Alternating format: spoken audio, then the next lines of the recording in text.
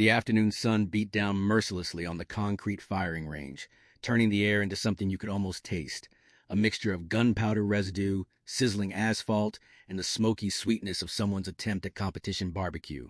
It was the kind of day that made uniforms stick to backs and tempers run short. But this was also the day everyone looked forward to, the Sheriff's Department annual First Responders Invitational, where deputies, city police, and firefighters gathered to prove who had the steadiest hand and the sharpest eye. Among the crowd of competitors and spectators, one figure stood apart, not by choice, but by circumstance. She was a woman in her late 50s, with silver threads woven gracefully through dark hair pulled back in a practical bun. Her face bore the kind of lines that come from squinting into distant horizons, not from worry or stress. She wore a simple navy blazer over a white shirt. Nothing flashy, nothing designed to draw attention. But pinned above her breast pocket was something that did draw attention. A compact yet remarkably dense collection of military ribbons and medals, arranged with precision. To most observers, they were just colored bars and metal. To those who knew, they were a story written in valor. Officer Kyler Vance noticed them immediately. Vance was the kind of cop who announced himself before entering a room. 28 years old, fit, and undeniably skilled with a firearm, he wore his confidence like body armor, thick, obvious, and designed to intimidate. His own uniform bore a modest collection of commendations that he referenced frequently. He'd served 4 years in the Marine Corps, a fact he managed to work into conversations with the subtlety of a flashbang grenade. When he saw the woman's decorations, something sparked in him. Perhaps it was skepticism. Perhaps it was an opportunity to perform for his peers. Whatever the reason, he couldn't resist. "Well, look at this, fellas," Vance's voice carried across the range, sharp with condescension. "Grandma brought the whole fruit salad. Are those Cracker Jack prizes, or did you order them off one of those stolen valor websites?" A ripple of nervous laughter spread through the nearby crowd. Some people shifted uncomfortably, others looked away, but enough eyes turned toward the woman to make Vance feel validated in his performance. Master Chief Petty Officer Evelyn Reed, retired, offered no reaction whatsoever.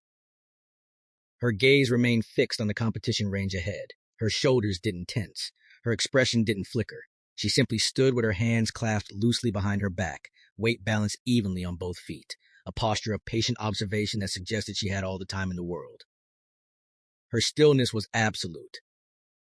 It was the kind of stillness that only comes from profound discipline, the kind you can't fake or learn from a manual. It was the stillness of deep water, of ancient stone, of someone who had learned long ago that not every provocation deserves a response.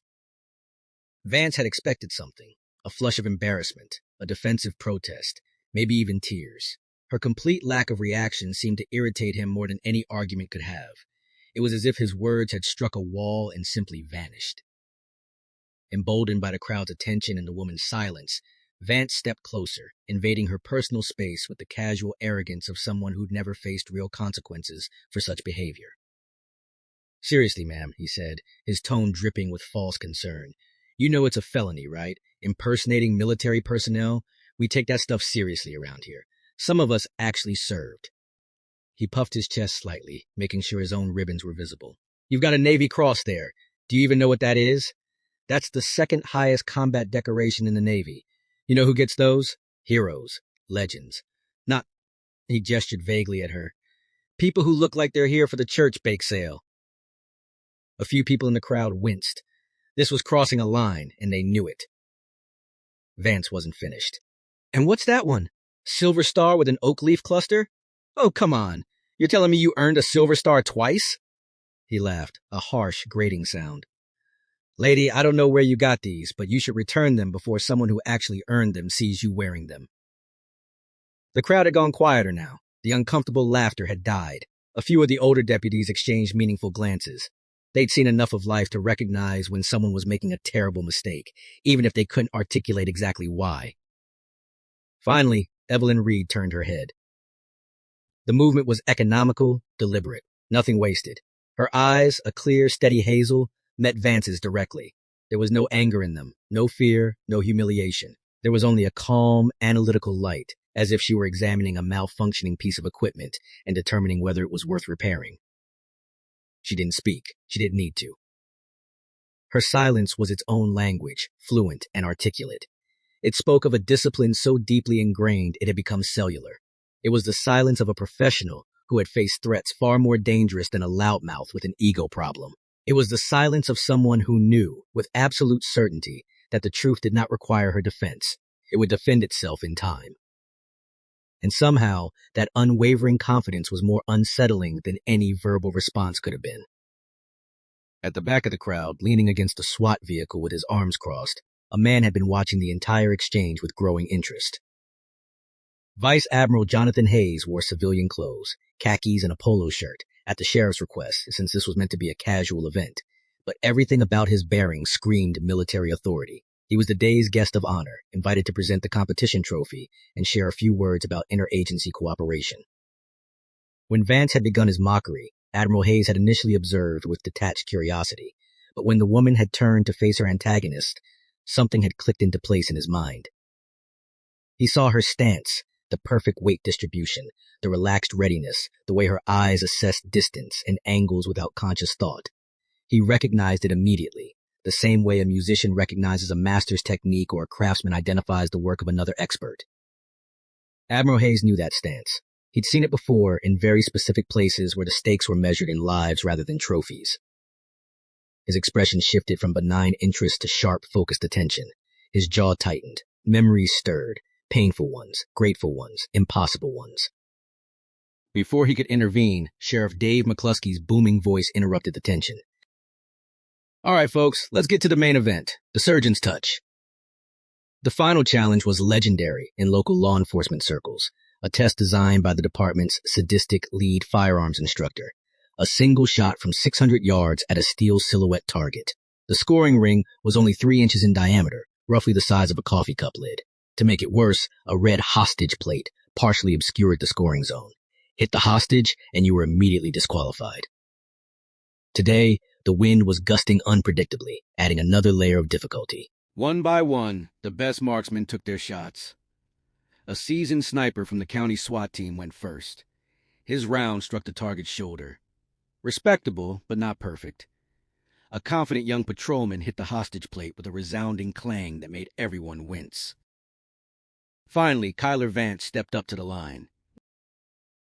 He made a theatrical show of it, cracking his neck, adjusting his sunglasses, narrating his process like a golf commentator.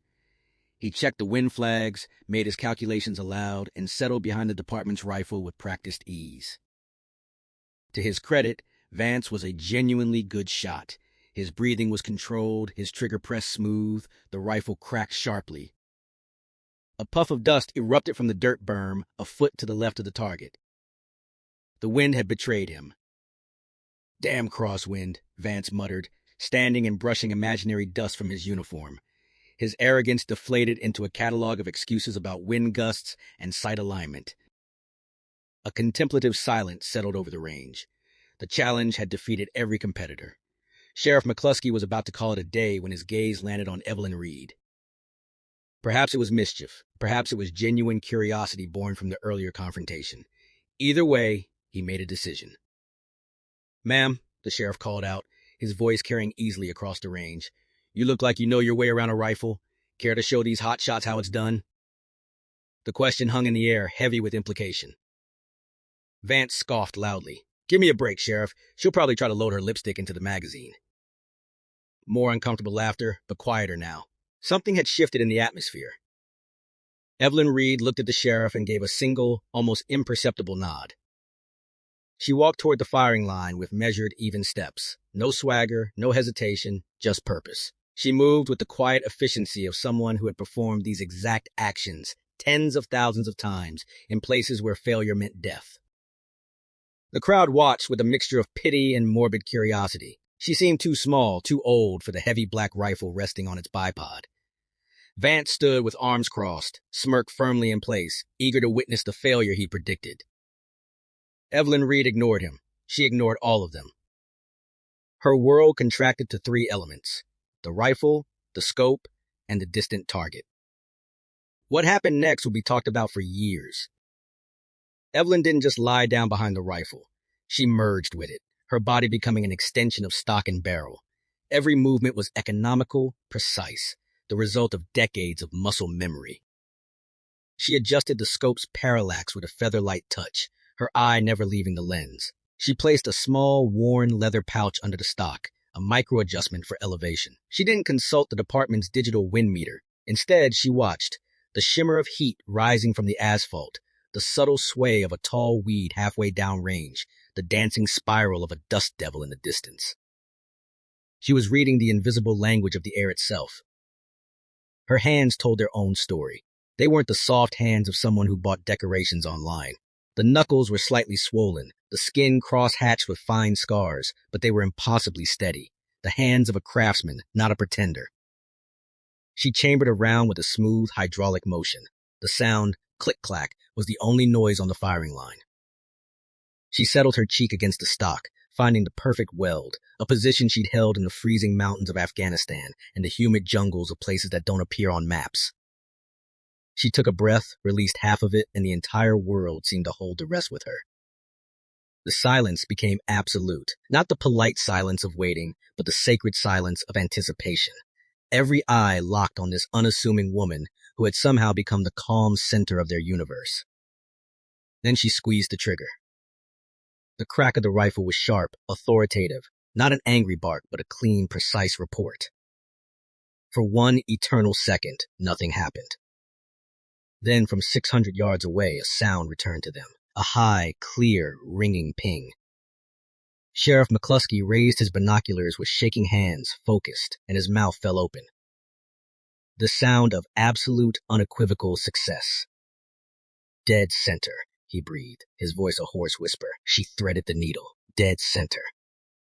The words rippled through the crowd like a shockwave. People surged forward to the spotting scopes. The image was undeniable. A perfect, dark circle marred the exact center of the 3-inch scoring ring. The hostage plate stood untouched, a silent metal witness to impossible precision. The collective gasp was audible. Kyler Vance's face had gone from smug to shocked to deathly pale. "No," he whispered. "That's a 1 in a million shot. A fluke." But he didn't believe his own words. He'd seen the way she'd handled the rifle, the calm, the focus, the complete absence of wasted motion. That wasn't luck. That was mastery at a level he couldn't begin to comprehend. Evelyn Reed was already standing. She didn't look at the target. She didn't need to. She'd known where the shot went the moment the trigger broke. She ejected the spent casing, placed it neatly on the table, gave the rifle a gentle, respectful pat, and turned to walk away from the firing line. Her part in the drama was concluded. That's when Vice Admiral Jonathan Hayes moved.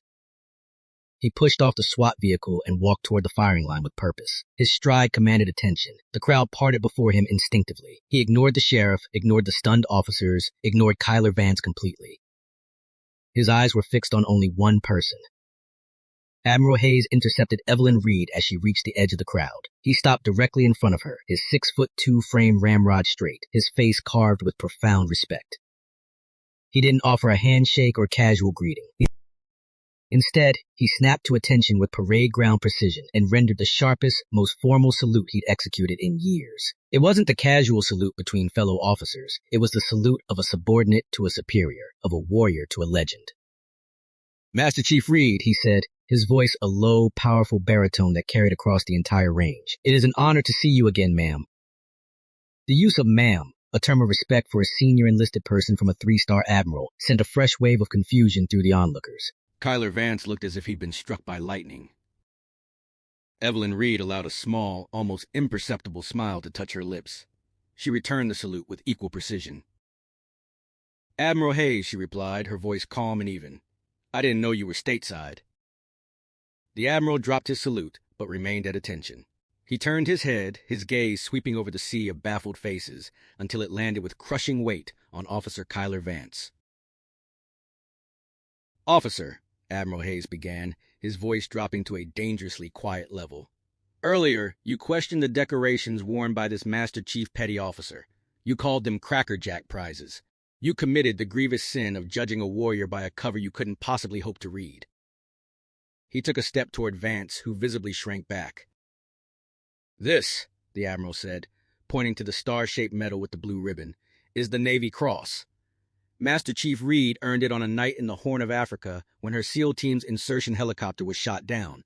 She was the team's sniper and medic. While wounded herself, she single-handedly held off an enemy force 3 times her team's size for 6 hours, protecting the wounded. She dragged a young lieutenant with a nearly severed leg 2 miles to an extraction point, under constant fire. He paused, his voice thick with emotion.